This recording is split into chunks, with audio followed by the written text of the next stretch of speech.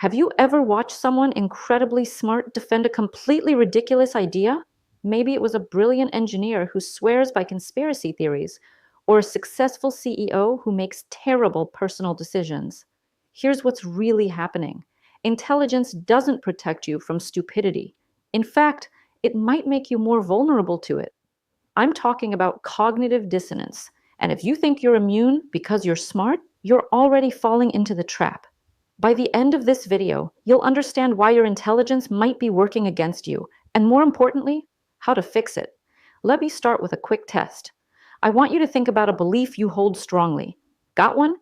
Now ask yourself this: when was the last time you actively looked for evidence that proved you wrong?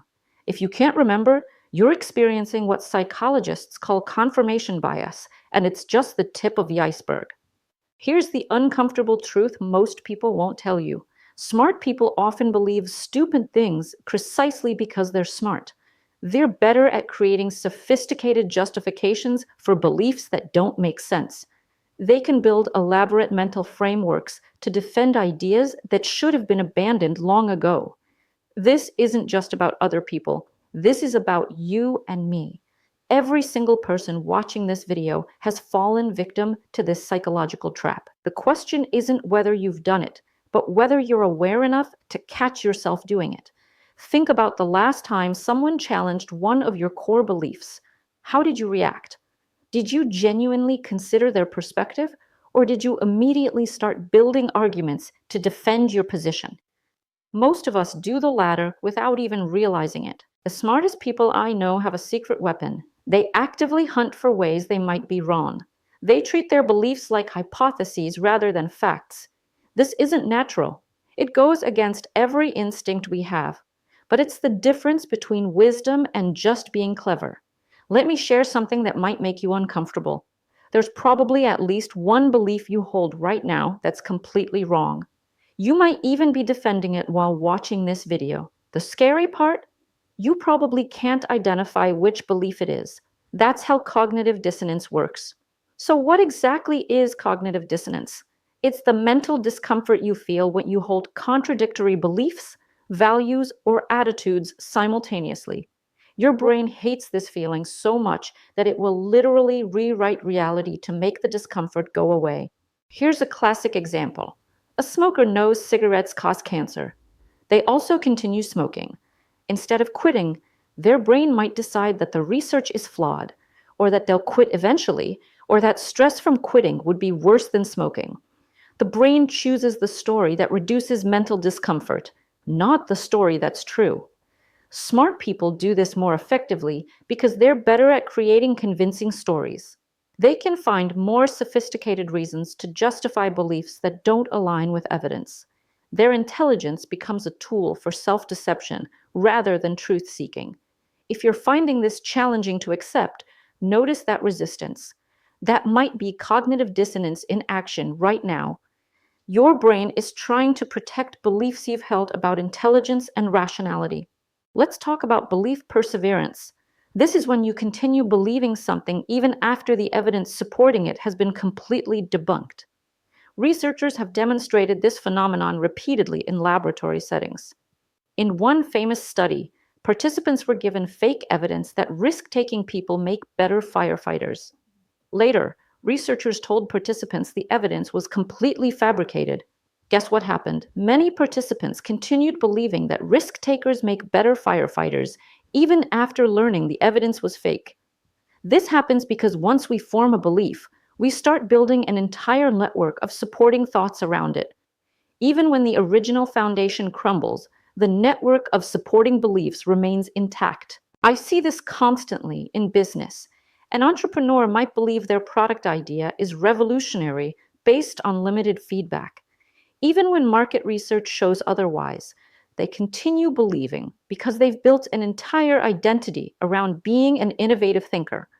The more intelligent someone is, the more elaborate these supporting networks become.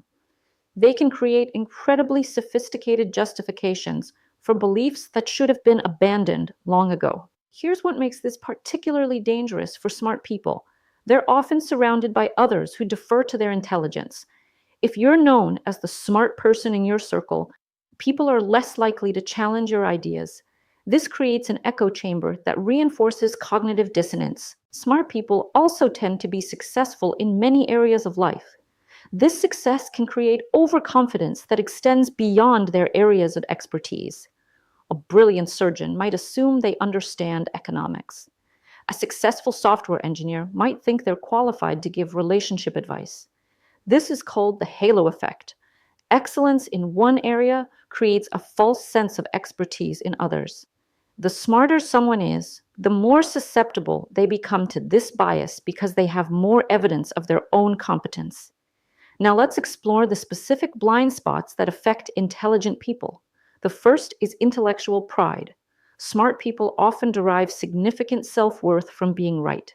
Admitting they're wrong doesn't just challenge a specific belief, it threatens their entire identity as an intelligent person. This creates massive resistance to changing positions. The cost of being wrong feels too high, so they double down on beliefs, even when evidence suggests they should abandon them. Another blind spot is overthinking. Smart people can analyze situations from multiple angles, but this can lead to analysis paralysis or finding problems where none exist. They might talk themselves out of obvious solutions because they seem too simple. I've watched brilliant people complicate straightforward business decisions because they couldn't accept that the simple approach was actually the best approach. Their intelligence became a liability rather than an asset. There's also what psychologists call the curse of knowledge. Once you understand something deeply, it becomes incredibly difficult to imagine not understanding it. Smart people often struggle to communicate effectively because they can't relate to people who don't share their knowledge base. This creates blind spots in leadership, teaching, and relationship building. They assume others have context they don't actually have. Let's talk about some practical ways to identify these patterns in yourself. First, pay attention to your emotional reactions when someone disagrees with you. If you feel immediately defensive or angry, that's often a sign that cognitive dissonance is at play. The stronger your emotional reaction, the more likely it is that your beliefs are being challenged rather than just your logic. Beliefs tied to identity create the strongest emotional responses. Here's a useful exercise. Try to argue against your own position on topics you care about. Pick a belief you hold strongly and spend 10 minutes genuinely trying to build the best possible case against it. This isn't about changing your mind. It's about understanding the opposing perspective. Most people find this exercise incredibly difficult.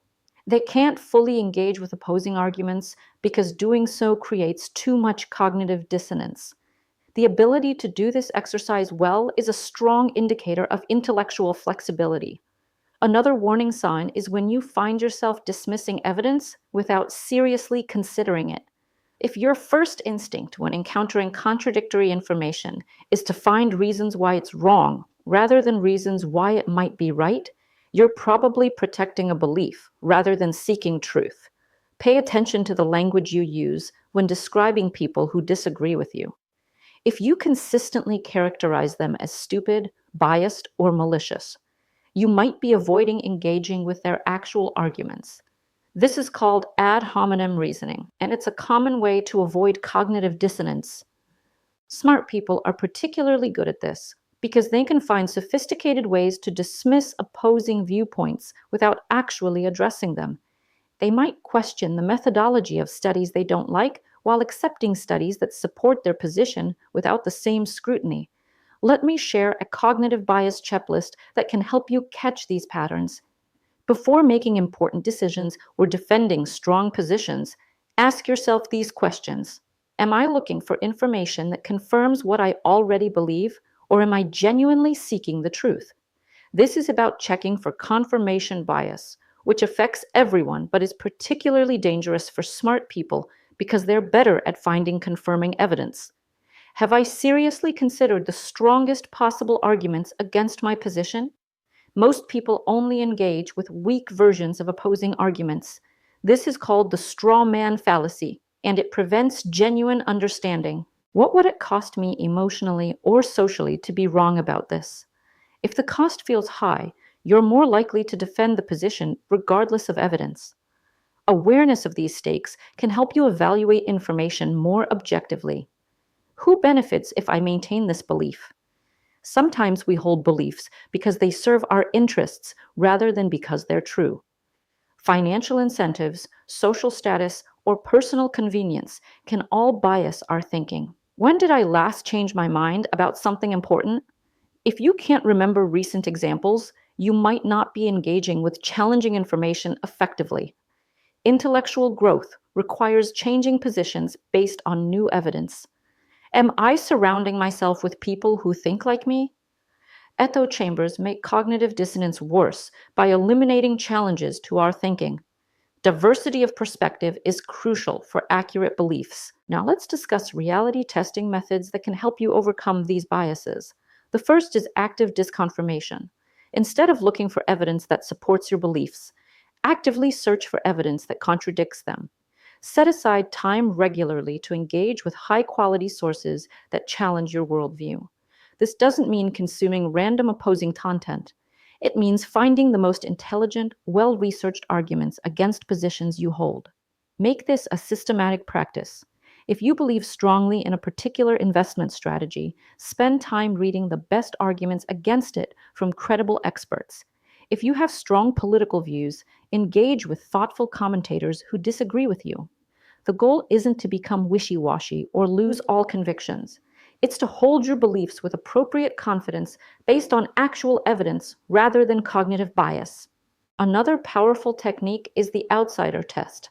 Imagine you were advising someone else who held your exact beliefs and was in your exact situation. What would you tell them? We're often more objective when evaluating other people's situations than our own. This works because it reduces the emotional stakes. When it's not your identity on the line, you can think more clearly about what the evidence actually suggests. You can also use the 10-year test. Ask yourself how you'll view this belief or decision in 10 years. Will you be proud of the reasoning you used? Will the factors that seem important now still matter? This helps you distinguish between temporary emotions and lasting principles. Pre-mortems are incredibly valuable for important decisions. Before committing to a course of action, imagine it has failed spectacularly. What could have gone wrong? What warning signs did you ignore? This exercise helps identify blind spots before they become expensive mistakes. Keep a decision journal where you record your reasoning for important choices. Include your confidence level and the evidence you're basing decisions on. Review this journal regularly to identify patterns in your thinking. You'll probably discover that you're overconfident in areas where you have less expertise, or that certain types of situations consistently lead to poor reasoning. This awareness is the first step toward improvement. Create systems that force you to engage with opposing viewpoints. Subscribe to publications that challenge your thinking. Join groups where your ideas will be respectfully challenged. Seek out mentors who don't always agree with you. This requires intentional effort because our natural tendency is to seek comfort and confirmation. You have to actively design your information environment to include challenges to your thinking. Let's address some common objections to this approach. Some people worry that questioning their beliefs will make them weak or indecisive. This is exactly backwards. Confidence based on rigorous testing is much stronger than confidence based on avoiding challenges. People who regularly question their own thinking make better decisions because they have more accurate information. They're also more persuasive because they understand opposing viewpoints genuinely rather than superficially. Others worry that this approach will make them cynical or overly skeptical. Again, this misses the point. The goal isn't to doubt everything. It's to calibrate your confidence appropriately. You should be more confident in beliefs that have survived serious challenges and less confident in beliefs you've never tested. Some people think this approach takes too much time or energy, but consider the cost of being wrong about important things. Bad beliefs lead to bad decisions, which lead to bad outcomes. The time you invest in better thinking pays dividends across every area of life. Here's something most people won't tell you. Being smart isn't enough. Intelligence without wisdom is often dangerous. Wisdom is intelligence plus the humility to recognize the limits of your knowledge. The smartest people I know are constantly saying, I don't know, or I could be wrong about this. This isn't weakness, it's strength. It's the foundation of genuine learning and growth. If you're still watching, you're probably someone who values truth over comfort. That's rare and valuable. Most people prefer beliefs that make them feel good over beliefs that are accurate. Here's the paradox. Embracing uncertainty and intellectual humility actually leads to greater confidence and better outcomes. When you know that your beliefs have been tested against the best available evidence, you can act with genuine confidence. This applies to every area of life. In business, leaders who acknowledge uncertainty make better strategic decisions because they gather more information and consider more possibilities. In relationships, people who can admit when they're wrong build stronger connections because others trust their honesty. In personal development, people who question their own assumptions grow faster because they're not defending outdated beliefs that limit their potential. Let me share one final thought. The fact that you've watched this entire video suggests you're already different from most people. You're willing to examine uncomfortable truths about human psychology and potentially about yourself. That willingness is the foundation of wisdom, but it's just the beginning. The real work happens when you start applying these principles consistently, even when it's difficult or inconvenient. Remember, the goal isn't to eliminate cognitive dissonance entirely. That's impossible. The goal is to recognize it when it happens and have tools to work through it constructively. Your intelligence is a tremendous asset, but only when it's combined with intellectual humility and systematic approaches to testing your beliefs. When you get this combination right, you don't just avoid stupid beliefs, you actively develop wiser ones. The people who mastered this skill become the leaders others truly trust, the advisors people actually listen to, and the thinkers who consistently make better decisions. They turn their intelligence into genuine wisdom. If this resonates with you, there are more videos on this channel that go deeper into specific cognitive biases and decision-making frameworks. The next one you should watch explores how successful people systematically overcome limiting beliefs that hold most people back. And if you found value in this perspective, share it with someone who might benefit from questioning their own assumptions. Sometimes, the most valuable gift we can give someone is the permission to be wrong so they can become more right. The journey from intelligence to wisdom isn't easy, but for people willing to take it, the rewards extend far beyond just making better decisions. You become the kind of person others trust to see clearly, even when the truth is uncomfortable. That's a rare and valuable quality in any field or relationship. Remember, every expert was once a beginner who was willing to admit they didn't know everything. The difference between people who grow and people who plateau often comes down to their relationship with being wrong. Make being wrong safe, and you'll keep growing. Make it dangerous, and you'll stop learning. Your intelligence got you this far. Your wisdom will determine how much further you go.